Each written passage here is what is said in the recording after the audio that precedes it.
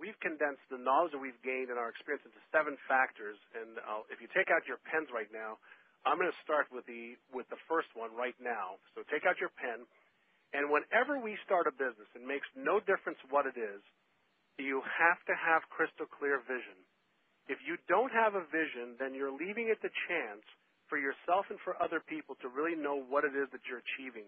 There's also a lot of neurological and other factors that play into this, but for now, let's just take it as you've got to have a crystal clear vision. And so ask yourself a question. Do you have a crystal clear vision? If you don't, you need to spend some time, invest a little bit of time saying, what specifically do I want to create in my business? Where do I want it to be a year from now, 2 years from now, 3 years from now? That's number one. Number two, and we're going to move at a pretty fast clip, is you have to have passion.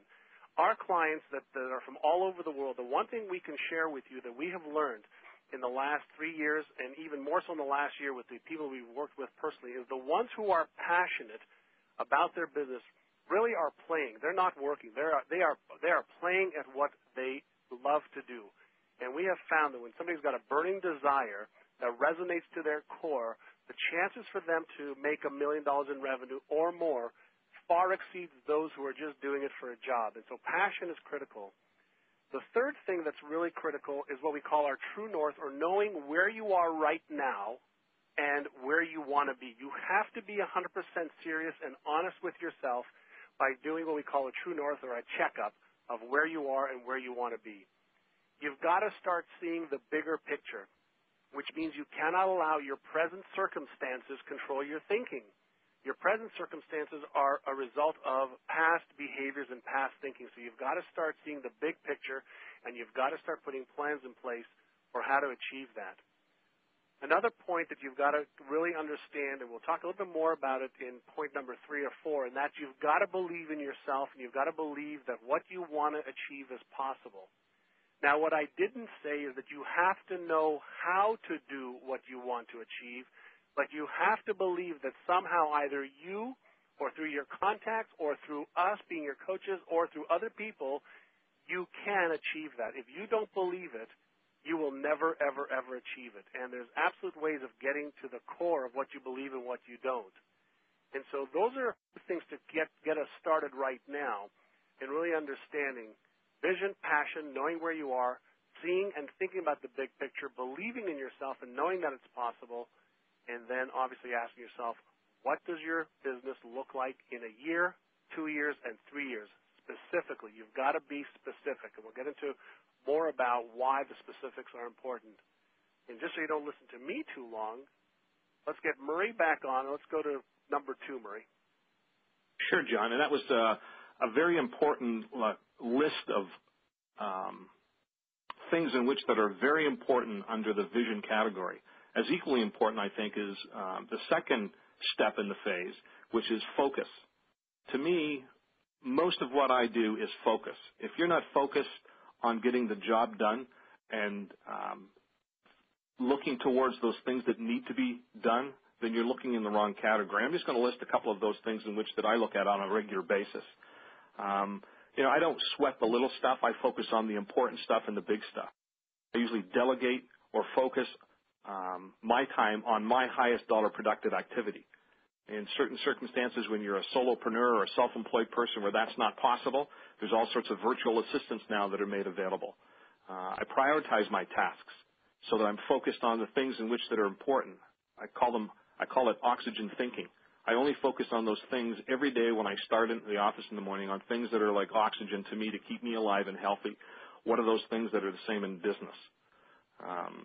The average person loses focus, if you can believe this, 6 to 10 times per minute. Wow. And the cost of that can be anywhere from 3 to 5 minutes every time it's lost in order to be able to come back to it. You have to be able to follow your intuition and gut feelings, so focus on what feels right. And I thoroughly believe that you should measure results, not time. That's what I focus on. I focus on the results. A lot of people spend their time, John, focusing on time. Yeah, absolutely. I also ask myself, what is the one activity, if I focused on, could bring me the greatest result? And I would suggest that all of our listeners do the same thing. What is the one activity, if you focused on, would bring you the greatest results? John, you're an expert in the brain, and focus is all about the brain. Is there anything you can share with the listeners about focus? A lot of people misunderstand what focus is, and focus is your ability to concentrate. Focus is your ability to give yourself a task and take it to completion, to stay on task from A to Z. And one of the biggest reasons that's important, and I can transition right now, Marie, into really the third factor, and that's the mindset or the psychological reasons why people don't succeed. I've done a lot of brain research in the last 6 years. I mentioned I've had 3 times to retire, which is what I hope for all of you on the call, that you can retire at will and do what you want to do.